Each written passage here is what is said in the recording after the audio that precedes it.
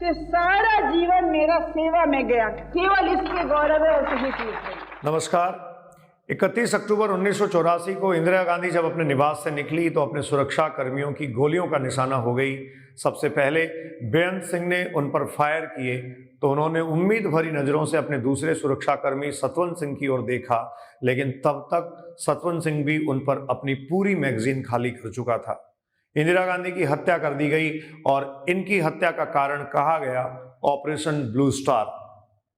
आज के इस वीडियो के माध्यम से मैं MM बलडोदिया आपसे मुखातिब हो रहा हूं और मेरे इस चैनल अभिव्यक्ति पर आप इंदिरा गांधी के राजनीतिक जीवन से जुड़े हुए कुछ विशिष्ट और रोचक पहलू जानेंगे जो शायद आपको अब तक पता नहीं होंगे, या फिर अगर पता भी हैं तो आपने अब तक उन पर इतना गौर नहीं किया होगा। ऑपरेशन ब्लू स्टार अमृतसर के स्वर्ण मंदिर में अंजाम दिया गया। इसको इंदिरा गांधी के जीवन की सबसे बड़ी भूल कहें या फिर ये कहें कि ये सिखों के खिलाफ अपने आप में एक सीधा धार्मिक हमला था या उनकी धार्मिक भावनाओं पर कुठाराघात था। जी नहीं, इसके कुछ विशिष्ट उदाहरण मैं आपके सामने पेश कर रहा हूं। जब सबसे पहले मेजर कुलदीप बुलबुल बराड़ को इसका जिम्मा दिया गया तो उन्होंने अपनी बटालियन के बहुत सारे सैनिकों से खुलेआम ये पूछा कि हम अमृतसर पर एक सैनिक कार्रवाई करने जा रहे हैं। अमृतसर के स्वर्ण मंदिर में जनरल सिंह भिंडरावाले और उनके समर्थक जो कट्टरवादी हैं, जो अलगाववादी हैं, वो छुपे हुए हैं, उन पर हम कार्रवाई करना चाहते हैं। तो आप में से अगर किसी सिख सैनिक की धार्मिक भावनाएं उनके साथ जुड़ी हों तो वो पहले ही हमें बता दे कि वो वहाँ नहीं जाना चाहता या इस ऑपरेशन में शामिल नहीं होना चाहता। उस पर किसी प्रकार की कोई कार्रवाई नहीं की जाएगी।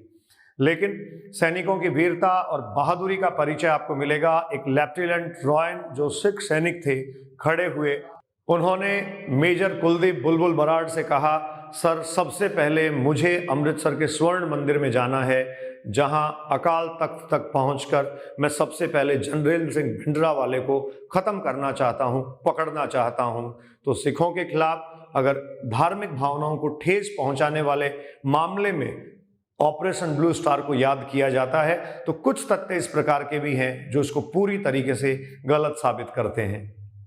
ऑपरेशन ब्लू स्टार के दौरान सिख सैनिक लेफ्टिनेंट रायना सबसे पहले अमृतसर के स्वर्ण मंदिर में घुसे, अकाल तख्त की ओर लगातार बढ़ रहे थे, लेकिन गोलियों के इतने फायर उन पर हुए कि उनकी दोनों टांगें, दोनों पैर क्षतिग्रस्त हो गए। फिर भी वो आगे बढ़ते रहे। कंपनी के कमांडिंग ऑफिसर ने आदेश दिया कि उनको पीछे लाया जाए और एम्बुलेंस से उनको अस्पताल पहुंचाया जाए, लेकिन ये वीर गति को प्राप्त हुए और इनको मरणोपरांत अशोक चक्र दिया गया। 3 अक्टूबर 1977 को सीबीआई के ऑफिस में, सीबीआई के डायरेक्टर के ऑफिस में बड़ी गहमा गहमी थी। ये गहमा गहमी इसलिए थी क्योंकि आपातकाल के दौरान इंदिरा गांधी के द्वारा अप्रत्यक्ष रूप से प्रताड़ित जो राजनेता थे वो चाहते थे कि अब इंदिरा गांधी भी सलाखों के पीछे हो। इसकी पूरी पटकथा लिखी जा चुकी थी और इंदिरा गांधी को गिरफ्तार करने के लिए सीबीआई के साथ साथ लोकल पुलिस को भी आगाह कर दिया गया था। जैसे ही पुलिस इंदिरा गांधी के निवास स्थान पर पहुंची, वैसे ही पुलिस को काफी लंबे समय तक इंतजार करना पड़ा और एक ड्रामेटिक, एक नाटकीय घटनाक्रम का सामना पुलिस को करना पड़ा। सीबीआई की टीम और लोकल पुलिस जब इंदिरा गांधी के निवास पर पहुंची तो उन्होंने इंदिरा गांधी को 1 घंटे का टाइम दिया और बताया गया कि वो उनको गिरफ्तार करने आए हैं। तो इंदिरा गांधी ने सबसे पहले अपने राजनीतिक सलाहकारों से बात की और 1 घंटे तक बड़ी गहमा गहमी रही।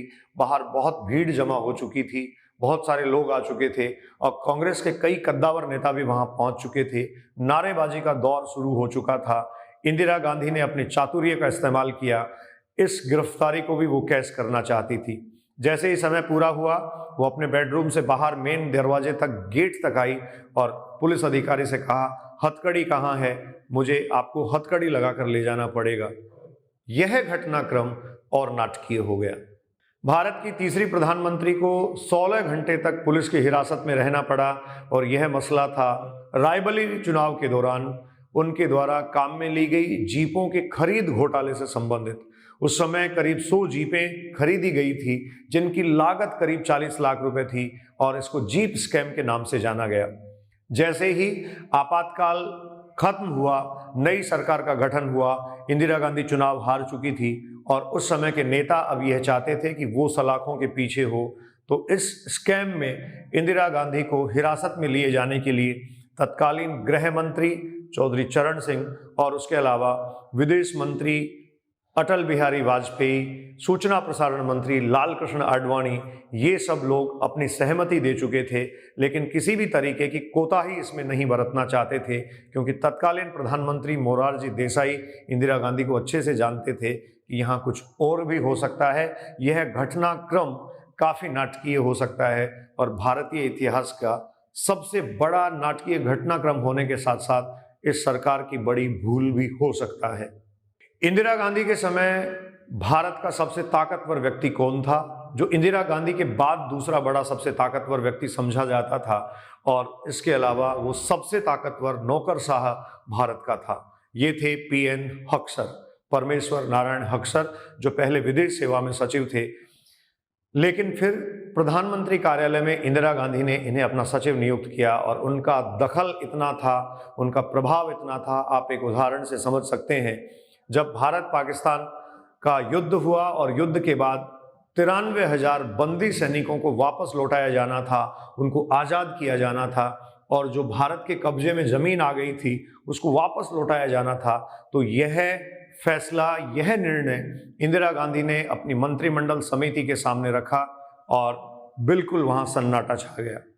किसी ने भी इसमें सहमति दर्ज नहीं करवाई। उसके बाद पीएन हक्सर ने पूरी तरीके से इस बात का विश्लेषण किया, इंदिरा गांधी क्यों ऐसा चाहती हैं कि 93,000 सैनिकों को जिनको बंदी बनाया गया है उनको रिहा कर दिया जाए, और वो क्यों चाहती हैं कि ज़मीन वापस लौटा दी जाए। सब लोगों ने एक साथ सहमति दी, जिसमें उस समय के कांग्रेस के कद्दावर नेता शामिल थे, मोरारजी देसाई जैसे नेता वहां उपस्थित थे। 3 अक्टूबर 1977 को इंदिरा गांधी की गिरफ्तारी के बाद एक और रोचक किस्सा है, जब उनको वहां से अरेस्ट करके, दिल्ली निवास से अरेस्ट करके फरीदाबाद की तरफ ले जाया जा रहा था। हरियाणा के किसी गेस्ट हाउस में उनको रखने का प्लान था।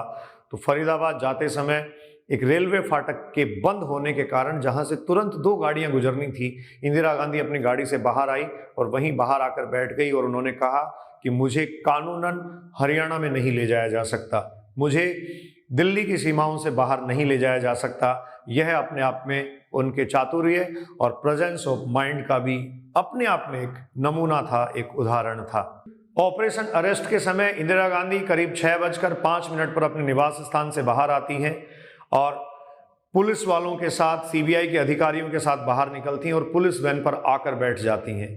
यह अपने आप में इतना एनर्जी भर देने वाला था उनके समर्थकों के लिए कि उनके लिए ये मील का पत्थर साबित हुआ। इंदिरा गांधी की गिरफ्तारी को भारत की जनता ने दूसरे नज़रिए से देखा। इंदिरा गांधी की इस गिरफ्तारी का उनको पूरा फायदा मिला, जैसा वो चाहती थी कि उनकी ये गिरफ्तारी वो कैश कर लें। उन्होंने मौके को पूरा भुनाया, मौके का पूरा फायदा उठाया। इंदिरा गांधी की गिरफ्तारी के समय सीबीआई डायरेक्टर ने उन्हें यह कहा था कि आप अभी जमानत अगर दे देते हैं अपनी, तो आपको रिहा कर दिया जाएगा। लेकिन इंदिरा गांधी ये समझ चुकी थी कि ये केस काफ़ी कमज़ोर है और वो इसको भुनाना चाहती थी, इसलिए उन्होंने जमानत लेने से इनकार कर दिया। खैर, ये बात अलग है कि इसके ठीक बाद उनको 7 दिन के लिए तिहाड़ जेल जाना पड़ा। इसी जीप स्कैम में उन्हें संजय गांधी के साथ तिहाड़ जेल की हवा खानी पड़ी। वो भारत की प्रधानमंत्री थी, बहुत शक्तिशाली और पावरफुल थी, लेकिन कानून के दायरे में उनको भी जेल जाना पड़ा।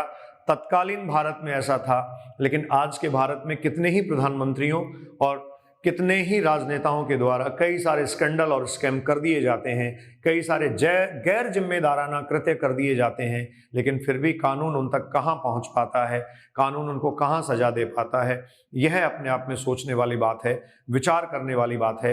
अभिव्यक्ति चैनल के माध्यम से 31 अक्टूबर 1984 को भारत की प्रधानमंत्री जो शहीद हो गई थी, उनको हम श्रद्धांजलि अर्पित करते हैं, उनको आदर भाव से हम नमन करते हैं। भारत के योगदान में, भारत की सुदृढ़ता में उनका अपना एक विशेष योगदान रहा है। धन्यवाद, नमस्कार।